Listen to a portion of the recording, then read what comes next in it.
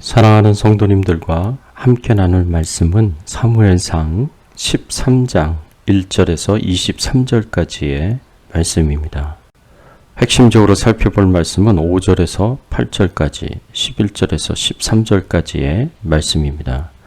블레셋 사람들이 이스라엘과 싸우려고 모였는데 병거가 3만이요 마병이 6,000명이요 백성은 해변의 모래와 같이 많더라. 그들이 올라와 베다웬 동쪽 민막스에 진침해 이스라엘 사람들이 위급함을 보고 절박하여 굴과 수풀과 바위 틈과 은밀한 곳과 웅덩이에 숨으매 어떤 히브리 사람들은 요단을 건너 갓과 길르앗 땅으로 가되 사울은 아직 길갈에 있고 그를 따른 모든 백성은 떨더라.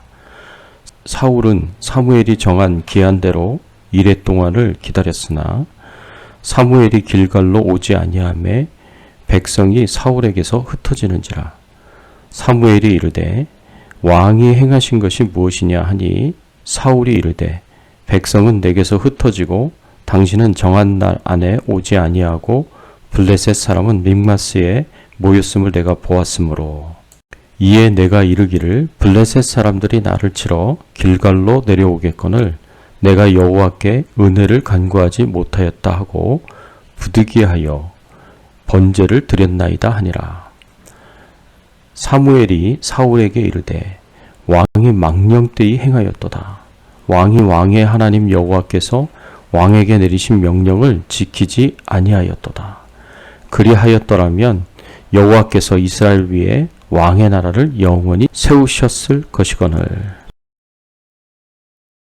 오늘 본문의 말씀을 통해서 우리가 생각해 봐야 할 주제는 하나님 앞에 바른 신앙생활을 하려면 어떻게 해야 하는가입니다. 오늘 본문을 보면 이스라엘과 블레셋 간에 전쟁이 일어나게 되었습니다.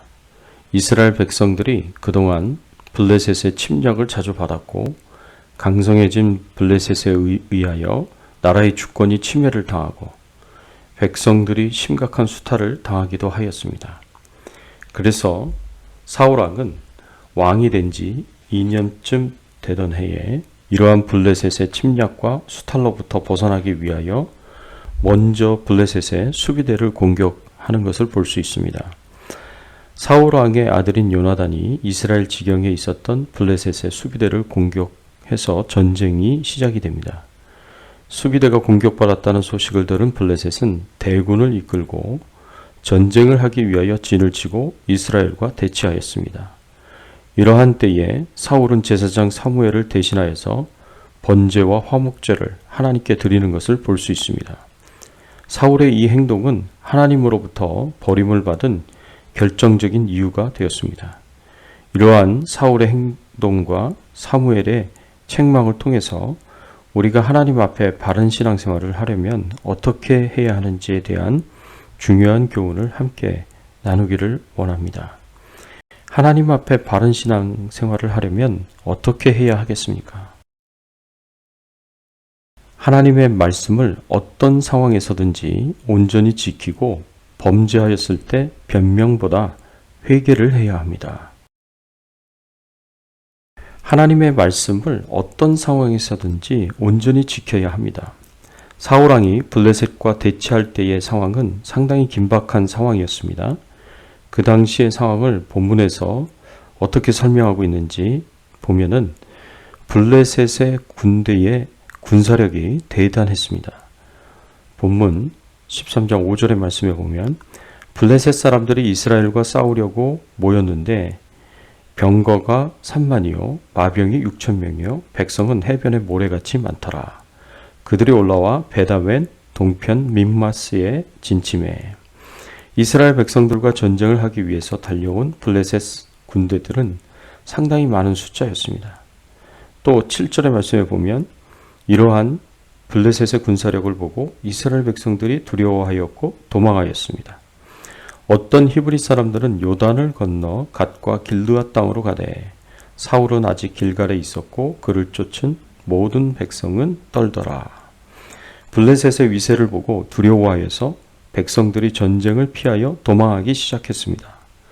또 8절의 말씀에 보면 이스라엘 백성들은 전쟁을 위한 영적, 신앙적 준비가 되어 있지 않았습니다. 사울이 사무엘의 정한 기한대로 이레 동안을 기다렸으나 사무엘이 길갈로 오지 아니하매 백성이 사울에게서 흩어지는지라. 사사이자 제사장이었던 사무엘이 전쟁터에 와서 하나님께 번제와 화목제를 드림으로 하나님께서 이 전쟁을 인도하여 주시기를 위하여 기원하여야 했는데 사무엘의 도취하기 늦어지게 되었습니다. 설상가상으로 이스라엘 백성들은 계속해서 전쟁터를 떠나 도망하고 있었습니다. 이러한 이스라엘의 상황은 최악의 상황이었다고 볼 수 있습니다. 이러한 상황에서 다급해진 사울은 자신이 직접 주관하여서 번제와 화목제를 드립니다. 사무엘은 모든 제사가 끝나자 도착하게 되었고 그 제사를 보게 되었습니다. 그리고 사무엘이 한 말이 있습니다. 본문 13절의 말씀에 보면 사무엘이 사울에게 이르되 왕이 망령되이 행하였도다. 왕이 왕의 하나님 여호와께서 왕에게 내린 명령을 지키지 아니하였도다. 그리하였더라면 여호와께서 이스라엘 위에 왕의 나라를 영원히 세우셨을 것이거늘. 사무엘은 사울 왕의 행동이 하나님의 명령을 지키지 아니한 행동이라고 심각하게 꾸짖습니다. 이 말은 하나님께서 엄격하게 제한하신 제사장의 직분을 사울이 침범했다는 것입니다. 오직 제사장만이 할 수 있는 번제와 화목제를 행한 것입니다. 우리는 이러한 경우를 통해서 하나님의 말씀은 항상 온전히 지켜져야 함을 알 수 있습니다. 어떠한 상황 속에서 있다고 하더라도 어떤 경우를 당한다고 하더라도 하나님의 말씀은 변함없이 온전히 지켜져야 합니다. 아무리 사울이 당한 상황이 심히 긴박한 상황이었다고 하더라도 그 상황이 사울의 불순종한 행동을 정당화시켜주지 못합니다. 제임스 케네디 목사님이 설교 중에 이렇게 한 말이 있습니다. 좋은 군인은 반짝반짝하게 구두를 닦고 훈장을 달고 모자를 쓰고 상관에게 깍듯이 인사를 하지만 그보다 중요한 것이 있다. 결정적인 순간에 생명을 내걸고 앞으로 나아가는 군인이 가장 우수한 군인이다. 결정적인 순간에 바르게 순종하는 사람, 이 사람이 그리스도인입니다. 사울의 경우를 통해서 우리 성도들은 언제 어느 상황에서나 하나님의 말씀을 온전히 지키고 순종할 수 있기를 바랍니다. 또 범죄하고 나서는 변명보다 회개를 온전히 해야 합니다. 사무엘은 불순종한 사울에게 이것이 어찌 된 일인지 물었을 때 사울이 어떻게 대답합니까? 11절 12절의 말씀에 보면 사무엘이 이르되 왕의 행한 것이 무엇이냐 하니 사울이 이르되 백성은 내게서 흩어지고 당신은 정한 날 안에 오지 아니하고 블레셋 사람은 믹마스에 모였음을 내가 보았으므로 이에 내가 이르기를 블레셋 사람들이 나를 치러 길갈로 내려오겠거늘 내가 여호와께 은혜를 간구치 못하였다 하고 부득이하여 번제를 드렸나이다. 사울은 자신이 하나님께 범죄하였음에도 불구하고 회개하지 않습니다. 오히려 자신의 잘못을 합리화시키고 정당화시키려고 변명하고 있는 것을 볼 수 있습니다. 오히려 그 책임을 이스라엘 백성에게, 사무엘에게, 블레셋 군대에게 돌립니다. 백성들이 떠나고 블레셋 군대들은 강한 군사력으로 바로 코앞까지 왔고 하나님께 은혜를 구하지 못하였기 때문에 부득이하여서 어쩔 수 없어서 번제를 드렸다고 변명합니다. 현재 사울은 죄의 죄를 더하고 있습니다. 결국 사울은 회개보다는 변명을 함으로 용서받을 수 있는 기회를 놓쳐버리고 맙니다. 우리가 종종 사울과 같은 큰 실수를 합니다. 내가 하나님 앞에 온전히 행하지 못하여 범죄하였음에도 불구하고 우리는 나 자신에게, 다른 사람에게, 더 나아가서 하나님께 변명합니다. 오히려 그 책임을 다른 사람에게, 환경에게 돌립니다. 변명은 잠시간의 수치심을 감춰줄 수 있을지는 모르겠지만, 내 양심의 고통을 줄일 수는 있을지 모르겠지만, 그러나 그것이 내 죄를 근본적으로 해결하여 주지 못하고 더욱 악화시킬 뿐입니다. 우리는 하나님 앞에 내 자신을 정직하게 볼 수 있어야 하고 범죄한 것에 대하여 정직하게 회개하며 용서를 구할 수 있어야 합니다. 이것이 용기 있는 훌륭한 신앙입니다. 사랑하는 성도 여러분, 오늘의 이 말씀을 기억하시고 하나님의 말씀을 지키되 언제 어디서나 어느 상황에서든지 온전하게 지키고 순종하시기 바랍니다. 혹여나 하나님의 말씀에서 벗어나 범죄하였다고 할지라도 내 합리화와 정당화를 위하여 변명하지 마시고 정직하게 회개하시고 용서를 받으십시오. 그래서 사울과 같이 신앙이 실패하는 것이 아니라 승리할 수 있는 저와 여러분들이 되시기를 예수님의 이름으로 축원합니다. 함께 기도하겠습니다.